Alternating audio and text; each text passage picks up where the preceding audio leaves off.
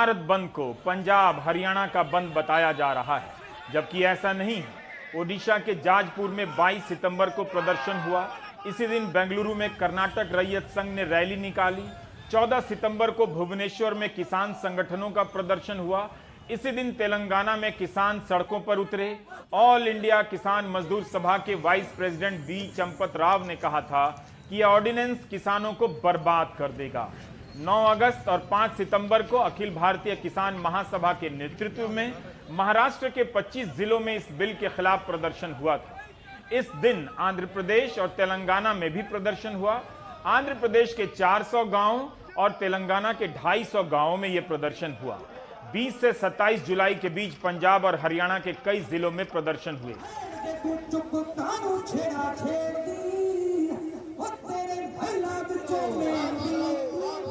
10 जून को Tamil Nadu farmers association ने वेल्लोर और रानीपेट में प्रदर्शन किया। किसानों ने इस बिल को जलाने की कोशिश की। 50 किसान गिरफ्तार किए गए। इन किसान संगठनों के साथ उनकी आशंकाओं पर बात की जा सकती थी, लेकिन कानून पास कर दिया गया। पास होने के बाद अखबारों में झूठ और सच के कॉलम का विज्ञापन छपता है, जबकि इस तरह के विज्ञापन अध्यादेश जारी होने से पहले छप सकते थे। ठीक ऐसा ही दावा 14 अप्रैल 2016 को किया गया, जब देश की मंडियों को ई नाम प्लेटफॉर्म से जोड़ने का ऐलान हुआ था। 4 साल बाद हम इंटरनेट से मंडियों को जोड़ नहीं सके। वह प्रोजेक्ट क्यों फेल हुआ?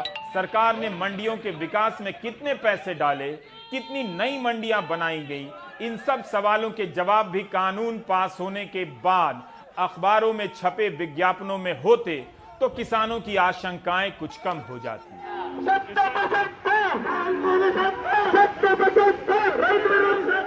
मोदी तेरी तानाशाही, ये बॉर्डर कब तक बंद रखेंगे? देश का किसान हिसाब लेगा, उस रोटी का हिसाब लेगा जो कोरोना काल में इस देश के बेटे ने इस देश की रक्षा में पूरे देश रोटी खवाई है। आज उसी की रोटी छीन के बड़े बड़े उद्योगपति ने। जब तक किसान को उसकी खरीद की गारंटी का बिल नहीं आएगा, तब तक जब तक एमएसपी को कानून नहीं बनाया जाएगा, तब तक किसान रोड पर रहेगा। जो उन्होंने ऑर्डिनेंस जारी कर दिए हैं 3, वो किसान, मजदूर और दुकानदारों को मार डालेंगे।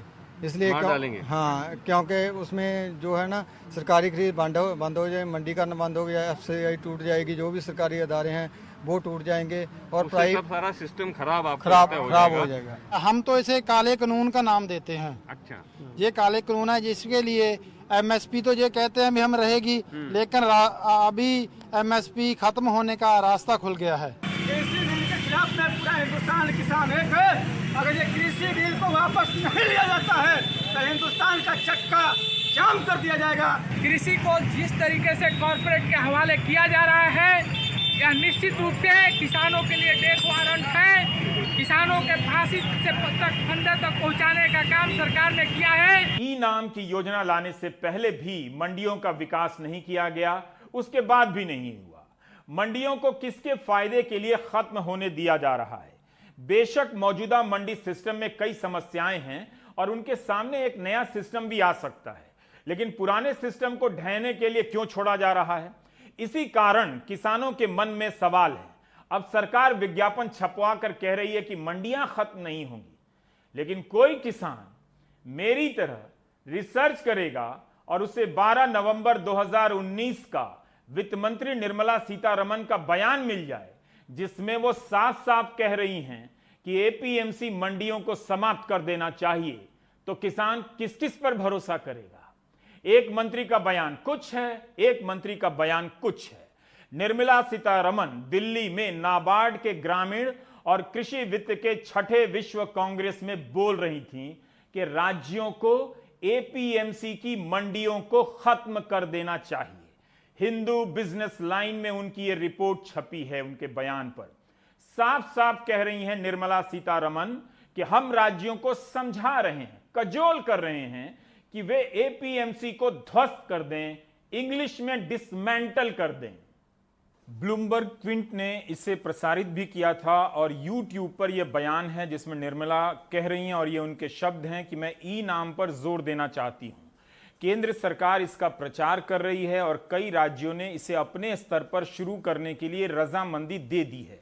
इसके साथ ही हम ये सुनिश्चित कर रहे हैं कि राज्यों को समझाया जाए कि एपीएमसी को रिजेक्ट कर दें। एक समय पर एपीएमसी ने अपना काम किया है, इस बात में कोई शक नहीं, मगर आज इसमें कई परेशानियां हैं और राज्यों के स्तर पर भी ये इतना कारगर नहीं है। मगर मैं चाहती हूं कि राज्य और हम उनसे बात कर रहे हैं, इसे खत्म करें और किसानों के लिए ई नाम को अपनाएं। तो पिछले साल निर्मला सीतारमण कह रही थी कि राज्यों को समझाया जा रहा है कि एपीएमसी खत्म कर दें। 10 महीने बाद उनकी सरकार कह रही है कि एपीएमसी खत्म नहीं होगी, ऐसी कोई सोच नहीं है। तो केंद्र सरकार बताए कि क्या उसने राज्यों से एपीएमसी खत्म करने को कहा था। जिस ई नाम को वित्त मंत्री सबसे अच्छा बता रही थी, उसकी हालत 24 सितंबर के प्राइम टाइम में बता चुका हूं। डाउन टू अर्थ पत्रिका हिंदी में भी आने लगी है, पढ़ा कीजिए। विवेक मिश्रा की रिपोर्ट है 13 मई 2020 की। 17वीं लोकसभा में कृषि मंत्रालय की स्थायी समिति की रिपोर्ट है कि देश के हर 5 किलोमीटर की परिधि या 80 वर्ग किलोमीटर के दायरे में एक कृषि मंडी होनी चाहिए, मगर इस वक्त 469 किलोमीटर के दायरे में एक कृषि बाजार है। किसान आयोग के सुझाव के अनुसार भारत में 41,000 संयुक्त कृषि बाजार होने चाहिए, तभी किसानों को सही दाम मिलेगा। संसद की स्थायी समिति के अध्यक्ष बीजेपी सांसद हुकुमदेव नारायण थे और यह रिपोर्ट 12 दिसंबर 2019 को पेश हुई थी। डाउन टू अर्थ ने लिखा है कि इस रिपोर्ट में 41,000 मंडी बनाने की बात हो रही है। आप बताइए, पूछिए कितनी मंडियां बनी? सरकार मंडियों के विकास पर कितना खर्च कर रही है? इसे समझने के लिए 2018 और 2019 के बजट में जाकर देखिए। बजट में एग्रीकल्चर मार्केटिंग के लिए राशि दी जाती है। एग्रीकल्चर मार्केटिंग में बीज खरीदने से लेकर फसल बेचने तक वो सब क्रियाएं शामिल हैं जो फसल को खेतों से उपभोक्ता तक पहुंचाती हैं। इसमें मंडियों की व्यवस्था, स्टोरेज, वेयरहाउस, ट्रांसपोर्ट आदि आदि सब शामिल हैं। बजट कितना है देखिए। 2018 के बजट में एग्रीकल्चर मार्केटिंग के लिए 1050 करोड़ का ही प्रावधान किया गया था। वो भी संशोधित बजट में 500 करोड़ हो गया और आखिर में मिला 458 करोड़। एग्रीकल्चर मार्केटिंग के लिए 2019 के बजट में 600 करोड़ का प्रावधान किया गया, यानी पहले से 400 करोड़ कम। संशोधित बजट में यह राशि घटाकर 331 करोड़ कर दी गई, यहां भी 50% कम हो गई। अब आप समझें कि कृषि उपज की बिक्री की व्यवस्था का बजट कितना कम होता है और वो भी घट जाता है। जहां मंडियां हैं वहां पर राज्य सरकार तरह तरह के टैक्स लेती हैं, इस दावे के साथ कि मंडियों के विकास पर खर्च करेंगे। अब नया कानून समझिए। मंडी के सामने, सरकारी मंडी के सामने प्राइवेट सेक्टर की मंडी खुलेगी। एक में टैक्स लगेगा, एक में नहीं लगेगा। पहला सवाल तो यही है कि इसमें टैक्स क्यों नहीं लगेगा? यह किसके फायदे के लिए किया जा रहा है? उससे दो तरह की मंडी हो जाएगी आमने सामने, एक में टैक्स होगा, एक में टैक्स नहीं होगा। जाहिर है जिसमें टैक्स होगा वो मंडी धीरे धीरे खत्म हो जाएगी, ठीक वैसे जैसे सरकार के बजट में एग्रीकल्चर मार्केट के विकास का पैसा चुपचाप आधा हो गया। स्वामीनाथन कमीशन की 2006 की तीसरी रिपोर्ट में मंडियों के विकास और प्राइवेट सेक्टर की मंडियों की बात कही गई है। स्वामीनाथन कमीशन ने मंडियों के बारे में सुझाव देते हुए कहा है कि सरकार मंडी के भीतर तरह तरह के टैक्स खत्म कर दे, उसकी जगह एक सुविधा शुल्क ले ले और उसका इस्तेमाल बाजार के ढांचे के विकास में करे। बड़े शहरों के नजदीक मेगा मार्केट बने जो एपीएमसी एक्ट के बाहर हो। स्वामीनाथन कमीशन ने अपनी रिपोर्ट के पारा 3.3 4.8 में लिखा है कि अगर प्राथमिक उत्पादों पर टैक्स न लगे तो एपीएमसी एक्ट और बाजार समिति खत्म हो जाएगी। क्या प्राइवेट मंडियों में टैक्स इसलिए नहीं होगा ताकि एपीएमसी यानी सरकार की थोक मंडियां अपने आप खत्म हो जाएं? ये मेरा सवाल है। मंडियां खत्म हो जाएंगी, किसान अपना माल बेच नहीं पाएगा। जब घर से केवल 5% लोग ऐसे होते हैं जिनको बाहर मंडियों की जानकारी होती है, बाकी 90% 95% लोगों से आधे रेट में ही खरीदा जाएगा और जब उनकी लागत में नहीं मिल पाएगी तो उनके पास आत्महत्या करने के सिवाय दूसरा कोई काम नहीं बचेगा। विदाउट टैक्स और जो दूसरी मंडी बनाने का काम सरकार कर रही है, वही सरकार की मंशा पे हमें बहुत ही बड़ा डाउट है और डाउट नहीं सच्चाई है। वो जो मंडियां बना रही है वो आज एमएसपी जो बार बार बताई जा रही है कि एमएसपी का है, ये एमएसपी है, एमएसपी के आड़ में वो एमएसपी लागू नहीं कर रही है। अगर वो एमएसपी लागू करती है तो किसान तो खुश है। अगर वो समर्थन मूल्य लागू करके और ये कानून बना देती है, अगर इस समर्थन मूल्य से कम कोई खरीदेगा तो उसमें कानूनी कार्रवाई होगी। यही तो हम मांग कर रहे हैं और क्या कर रहे हैं। जो प्राइवेट मंडी, जो दूसरी मंडी बनाएगी वहाँ टैक्स नहीं पड़ेगा। जब टैक्स नहीं पड़ेगी तो जाहिर सी बात है जहाँ टैक्स मंडी पड़ रहा है जिस मंडी में, वो मंडी खत्म हो जाएगी। जो सरकार कह रही है कि टैक्स की बात, टैक्स तक मंडी तक पहुँच कहाँ पाएगा किसान। जो इन्होंने एक अध्यादेश लाया कि कोई भी कहीं भी किसी की फसल खरीद के स्टोरेज कर सकता है। तो शहर में मंडी बाहर बना दी जाएगी ना? मंडी बना दी जाएगी, लेकिन इन्होंने जो एक अध्यादेश लाए हैं, जो एक लाए हैं कि कोई भी पैन कार्ड धारक कहीं भी किसी भी किसान की फसल खरीद सकता है, स्टोर कर सकता है। उससे क्या होगा? उससे लूटी मचेगी। जो भी साहूकार है, पूंजीपति है, वो अपनी अपनी जगह जगह मंडियां बनाएंगे, जगह जगह अपना स्टोरेज करने की वो बनाएंगे क्षमता, और उसको स्टोरेज करेंगे। इससे महंगाई बढ़ेगी, किसान को तो वहीं का वहीं रहना है। अब बिहार के उप मुख्यमंत्री सुशील मोदी ने ट्वीट कर दिया कि किसानों को जब कंपनियों से कॉन्ट्रैक्ट करना होगा तो जमीन के कागज नहीं दिखाने होंगे। क्या यह लाइन कानून की किताब में लिखी गई है? तो फिर यह सवाल बनता है कि प्राइवेट कंपनियां किस आधार पर किसी किसान को पैसे देंगी और उनसे कॉन्ट्रैक्ट करेंगी? क्या कानून में साफ साफ लिखा है कि जमीन के कागज के आधार पर कॉन्ट्रैक्ट नहीं होगा? मैंने जो पढ़ा है उसमें ऐसी कोई बात नहीं लिखी है। कृषक सशक्तिकरण और संरक्षण, कीमत, आश्वासन और कृषि सेवा पर करार विधेयक के अध्याय 2 कृषि करार वाले हिस्से में लिखा है कि कोई कृषक किसी भी कृषि उत्पाद के संबंध में लिखित कॉन्ट्रैक्ट कर सकता है और ऐसे करार में निम्नलिखित के लिए उपबंध हो सकेंगे। क, ऐसे उत्पाद की पूर्ति के लिए निबंधन और शर्तें जिसके अंतर्गत पूर्ति का समय, क्वालिटी, श्रेणी, मानक, कीमत और ऐसे अन्य मामले आएंगे। जो बात कानून में नहीं लिखी है उसके बारे में बिहार के उप मुख्यमंत्री कैसे ट्वीट कर सकते हैं कि किसानों को कंपनी से कॉन्ट्रैक्ट के लिए जमीन की रजिस्ट्री नहीं देनी होगी? क्या सरकार ने कोई मॉडल कॉन्ट्रैक्ट पेपर बनाए हैं तो अखबारों में छपवा दे। कंपनी आ गई, कॉन्ट्रैक्ट हो गया, कॉन्ट्रैक्ट की सारी शर्तें कंपनी के अधीन है, उसको कीमत नहीं मिलेगी, सरकार की मंडी चल जाएगी। जब पूरी तरह किसान कंपनी पर निर्भर हो गया, वो उपज का दाम अपनी मर्जी से देगा, वो एमएसपी से नहीं देगा, अपनी मर्जी से देगा। और जो हमारी उपज है उसका दाम कम मिलेगा, वो दवाई देगा, दवाई अपने मूल्य पे देगा, खाद अपने मूल्य पे देगा, टेक्निक अपने मूल्य पे देगा और पैसा भी देगा। पूरी तरह वो किसान को अपने कब्जे में लेगा और 8-10 सालों में जब किसान पूरी तरह उसके गुलाम हो जाएगा तो हमें खेती से बाहर निकलने के लिए जमीनें बेचने से अलावा कोई चारा नहीं बचेगा। हम बेच के जान छुड़ा के निकलेंगे भाई, हमें छोड़िए। ये है प्लान। इस तरह का प्लान एक मीठा जहर है कि जो दे रहे हैं किसान को मालूम भी नहीं चलेगा और आस्ते आस्ते काम भी। इसको हम कॉर्पोरेट मॉडल कहते हैं जो यूरोप और अमेरिका में चल रहा है। अब आप खुद सोचिए, आए दिन एक बड़ी कंपनी के मालिक की तस्वीर प्रधानमंत्री के साथ छपती रहती है। क्या उस कंपनी के साथ विवाद होने पर कलेक्टर किसान का साथ देगा? अभी तो किसानों की खबरें अखबारों के जिला संस्करण में छप भी जा रही हैं, जल्दी ही बंद हो जाएंगी। वैसे जरूरी है कि कानून में विवाद के निपटारे के बारे में जो लिखा है किसान उसे पढ़ लें और याद कर लें। किसानों को नारे लगाने से ज्यादा इन धाराओं को याद कर लेना चाहिए। इसके लिए एक सुलह बोर्ड की कल्पना पेश की गई है जिसमें किसान और कंपनी के प्रतिनिधि होंगे। सीधा कोर्ट में जाने से पहले इस सुलह बोर्ड में मामला जाएगा जहां दोनों पक्षों के बीच समझौता होगा।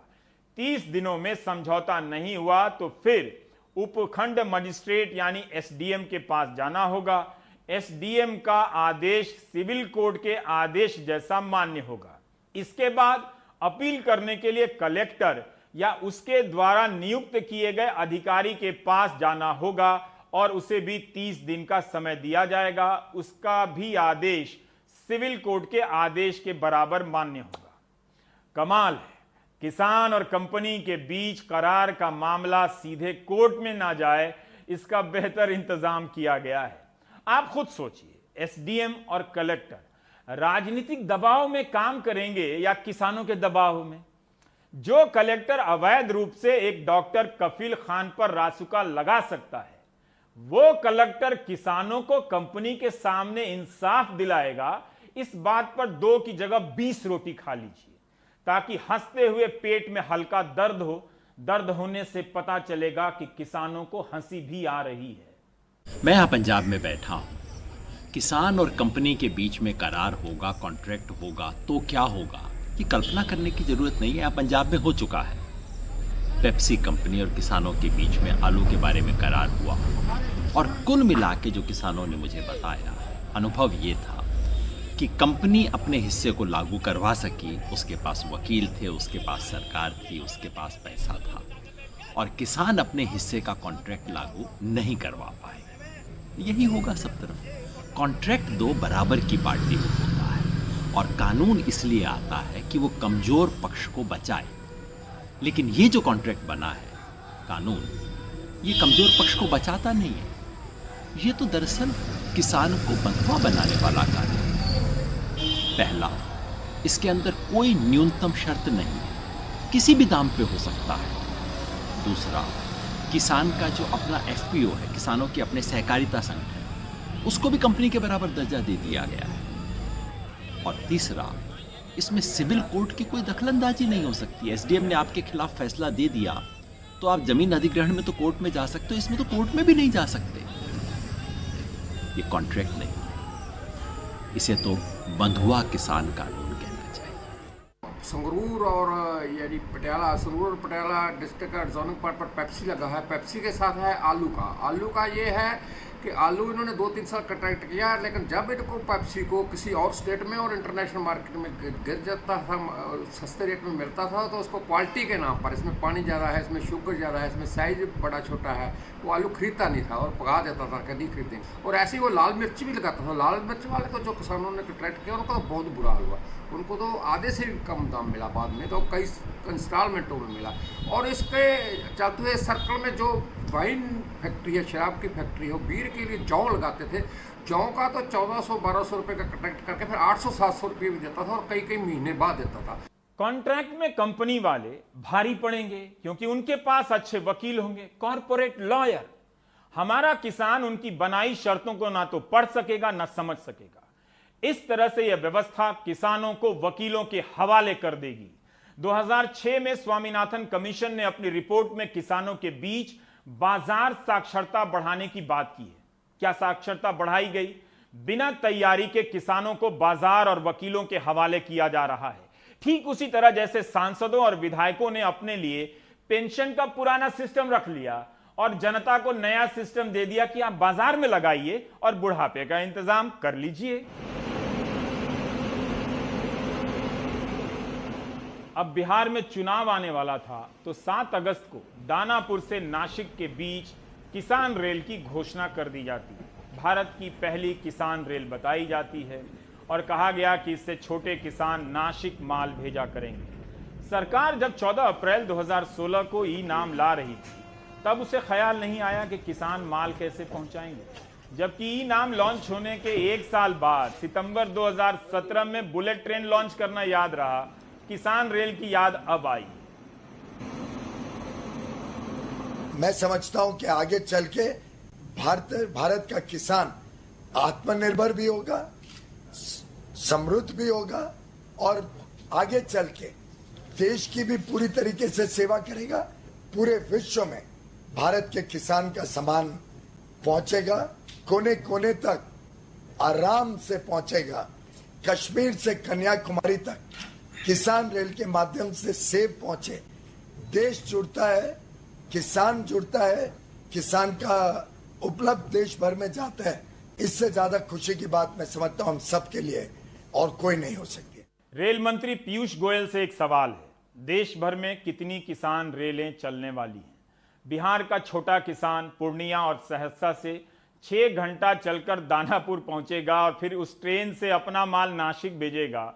वहां कौन सा माल जाएगा? किस चीज की मांग है? किसान रेल पूर्णिया से नासिक क्यों नहीं चली? मोतिहारी से मुंबई क्यों नहीं चली? और चुनाव के समय ही क्यों चली? मूल बात है कि ना तो हम मंडी बना रहे हैं, ना हम मंडियों को इंटरनेट से जोड़ पा रहे हैं और ना ही हम मंडियों तक माल पहुंचाने के लिए रेल नेटवर्क का ढांचा बना पा रहे हैं। 2016 में ई नाम के साथ फसल बीमा भी जोर शोर से लॉन्च की गई। आपको अनेक खबरें मिलेंगी, थोड़ी मेहनत कीजिए। बीमा कंपनियां कई कई महीने से बीमा का दावा नहीं देती हैं। 5-5 हजार करोड़ के किसानों के दावे बीमा कंपनियों के पास महीनों से अटके हैं। वैसे जहां चुनाव होते हैं वहां के किसानों को फसल बीमा का मुआवजा धड़ाधड़ मिलने लगता है। मध्य प्रदेश में पिछली बार हुआ था, बिहार के किसानों से इस बार आप चेक कर सकते हैं। हमारे सहयोगी सौरभ शुक्ला, मोहम्मद गजाली, निहाल किदवई भारत बंद कवर कर रहे थे। भारत बंद की इन तस्वीरों को खारिज करना आसान है, लेकिन किसानों की आशंकाओं को खारिज करना उचित नहीं होगा। अगर किसानों को आजादी मिल रही है वाकई, तो उन्हें जिस आजादी का संविधान दिया जा रहा है वही कमजोर क्यों लग रहा है? समस्या यह है कि न्यूज एंकर कानून की बारीकियों को ना तो पढ़ेंगे ना आपको बताएंगे, बस भारत बंद का जाप कर आधे घंटे की बुलेटिन भर देंगे। दांव पर किसानों का सारा जीवन है, बुलेटिन का आधा घंटा नहीं। कितना झूठ बोल लो आप टीवी पर आकर, कितने मंत्री लगा दो टेलीविजन पर आप झूठ बोलने के लिए, कितने गोदी मीडिया झूठ बोल ले, अपना हिंदुस्तान का मीडिया झूठ बोल ले, कितने लगा दो बम्बई मीडिया को ले आकर, मत दिखाओ हमें कहीं भी आप, हम खुद दिखाएंगे हम क्या हैं। विपक्ष भी भारत बंद का समर्थन कर रहा है। अक्सर लोग पूछते हैं विपक्ष कहां है? विपक्ष की हालत भी किसानों की जैसी है। दिखाएंगे नहीं तो दिखेगा कैसे कि विपक्ष कहां है? जो अन्नदाता है हमारे, जो सरकार के जो फंड दाता है, सरकार ने अपने फंड दाताओं के थ्रू जो है अन्नदाताओं को कठपुतली बनाने का काम किया है, और ये पूरी तरीके से किसान विरोधी बिल है। इससे किसान लाचार, हताश, निराश और टूट चुका है। इसका विरोध करना ही पड़ेगा, किसानों के लिए नहीं, हिंदुस्तान के भविष्य के लिए। किसान की आवाज युवा में है, किसान की आवाज सेना में है, पुलिस में है, किसान की आवाज में बहुत दम है, और इसी आवाज का प्रयोग करके हिंदुस्तान ने आजादी ली थी। किसान की आवाज से ही हिंदुस्तान आजाद हुआ, और एक बार फिर आज किसान की आवाज से हिंदुस्तान आजाद होगा। बीजेपी ने भी कमर कस ली है। पार्टी ने फैसला किया है कि इन कानूनों को लेकर जगह जगह सभाएं होंगी, प्रेस कॉन्फ्रेंस होगी। अपने इस जन जागरण अभियान का नाम दिया गया है आत्मनिर्भर किसान। आज से शुरू होकर अगले 15 दिन तक पंजाब, हरियाणा, चंडीगढ़, राजस्थान, जम्मू कश्मीर, हिमाचल प्रदेश, दिल्ली में गांवों में घर घर तक संपर्क किया जाएगा, ताकि कानून से संबंधित गलतफहमियों को दूर किया जा सके। जो ऑपोजिशन पार्टियां हैं वो सोच रही हैं कि इस मुद्दे पर किसान को मोबिलाइज करें, लेकिन इस मुद्दे पर किसान को कैसे मोबिलाइज कर देंगे? हम लोगों ने तो किसान को एम्पावर किया है, उनको हम लोगों ने फ्रीडम दिया है कि जहां वो चाहें वहां वो अपने सामान, अपने उपज को बेच सकते हैं, उनको ज्यादा मूल्य मिल सकता है। अगर मंडी में बेचना चाहे वहां भी बेच सकते हैं, दूसरे जगह भी बेच सकते हैं, कहीं ले जाके बेच सकते हैं। ये कैसे आप उनको फोर्स कर रहे थे कि यही तुम बेचो और 8% या 7% तुम टैक्स दो? क्यों भैया, हमारा उपज हम टैक्स क्यों दे दें? टैक्स ही नहीं वसूला जाता था, मंडी में इनका पूरा एक्सप्लॉयटेशन होता था। आढ़तियों से, ये मार्केट कमेटी के सेक्रेटरी से, सब एकदम महान सेठ बने हुए थे। हम लोग देखे हुए, बिहार में था ना बाजार समिति, और क्या होता था बिहार में वो हम लोगों ने देखा हुआ। जितने मार्केट सेक्रेटरी थे 90% तो करोड़पति हो गए थे। ई नाम के समय जिन संभावनाओं का दावा किया गया था वो गायब है। अब उन्हीं संभावनाओं को नए नाम से पेश किया जा रहा है, वो हाजिर है। हो सकता है कि कुछ अच्छा होने वाला हो, लेकिन यह अच्छाई की कैसी आहट है कि जिसके कदमों से आशंकाओं की आवाज आती है। भारत का किसान जिला संस्करण का गुलाम बन चुका है। नेशनल चैनलों पर आज उसे कितनी जगह मिली, किसान ही जाने और उसकी तकदीर। बिहार में 28 अक्टूबर, 3 नवंबर और 7 नवंबर को 3 चरणों में मतदान होंगे। 10 नवंबर को नतीजे आएंगे। ब्रेक लेते हैं।